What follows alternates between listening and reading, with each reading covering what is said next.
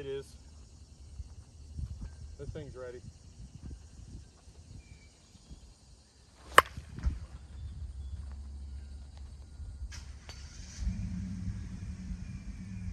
Fifth swing.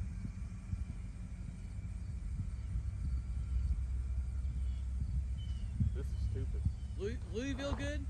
It's better already. Shut up.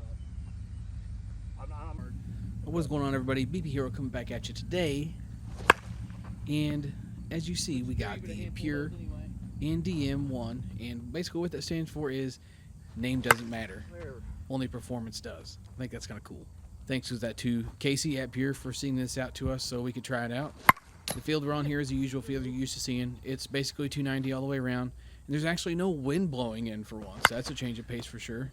The balls we're hitting for the video are a mix of classic M's, Pro M's, as well as some 44 400s. And as always, there is also some BP rockets and platinum dots mixed in there as well. This bat is approved for USSSA 240 only, the new USSSA certification. It's the only stamp this bat has. And it was brand new when we got started here, as you saw by the clip in the intro. It is a 26.5, and while the bat itself does feel true to weight, it is advertised as having a ½ ounce of end load, and I do feel like it is a very, very, very subtle end load. Probably one of our few complaints with this was how light it did feel like it did swing.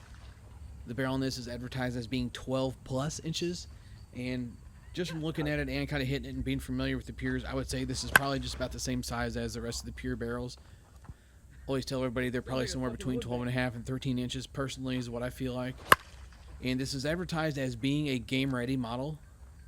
That's kind of the new pitch to this new Pure design with the NDM1. It's supposed to be game-ready out of the wrapper. And this barrel did feel really good.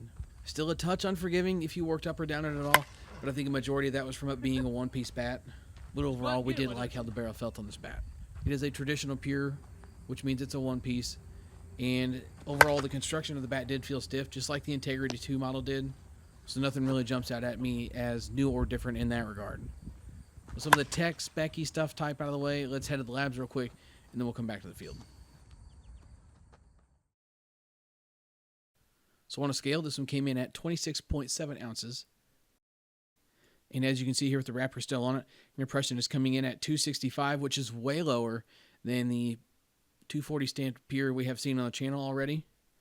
And then after about the 75 to 100 swings we put on this thing on this day, I was 100% convinced it was going to be failing compression, but I was very surprised to see it was still coming in at 253.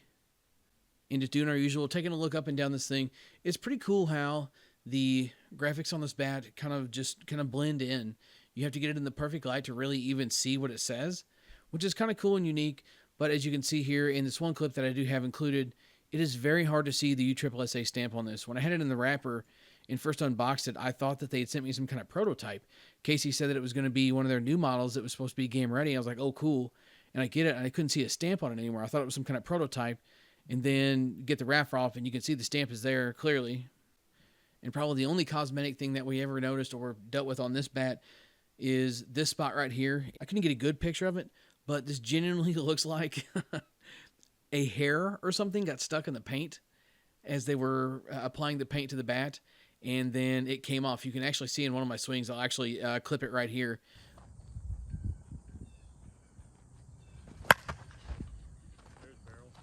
You can see something fly off the bat, and it's that piece of paint. I don't know, like I said, if it was, honestly, it looked like a hair or something was in it just based on how it looks. All squiggled around there on the finish of the bat. But outside of that, there's no issues. And yes, this does not look good, but I can promise you it is just the paint. It's not a crack. It's no composite. It's purely just the paint. No pun intended. And one thing worth noting here, Pure is stepping outside of the box and doing something different. I don't know if any other bat companies have really experimented with this yet. They've gone to a finish on the bat to help promote spin. This thing feels like legitimately 80 grit sandpaper. It's very rough. And I personally didn't feel or see any benefit in the spin that I got on a ball, but I primarily spin and cut the ball a lot anyway, and Brian is someone that does spin the ball more than the average player, I would say. So he and I didn't see any big advantages to this, but there definitely could be something there. Lab stuff out of the way, back to the field.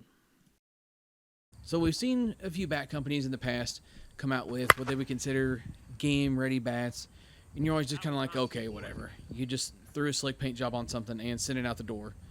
But Pure actually went above and beyond on this one, in my opinion. Yeah. This thing was pretty stinking good out of the wrapper. I left that intro clip in there just kind of uncut, so you could see us kind of discussing that a little bit. But nonetheless, I wanted to leave that clip in there just uncut.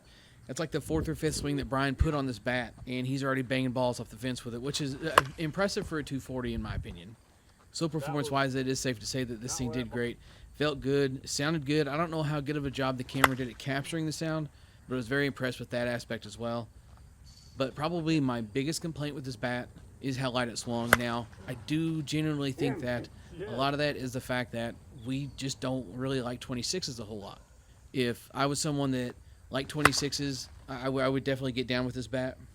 But being someone that is not a huge fan of that stuff, me or Brian, the only thing that didn't drive us wild about it was the weight. And I genuinely do think that if we moved up in weight, it would be different, because these do come in half and full ounce inloads as well. So if you gave me this in like a 27 with a full ounce, A, it would be bombs away, and B, it would feel a lot better.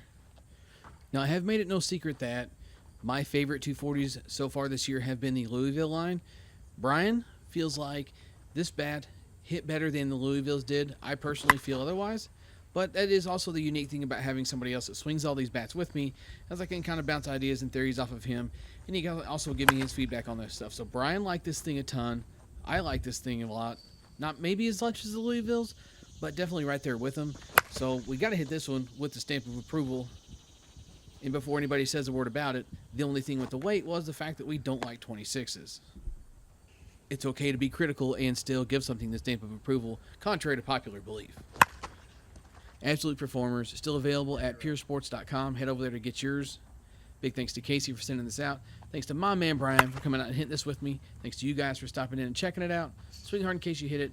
Enjoy the rest of the video. BP Hero, catch you next time.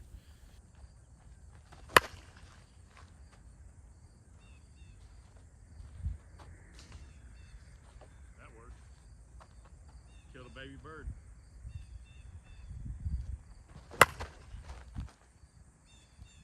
Get that one out of here.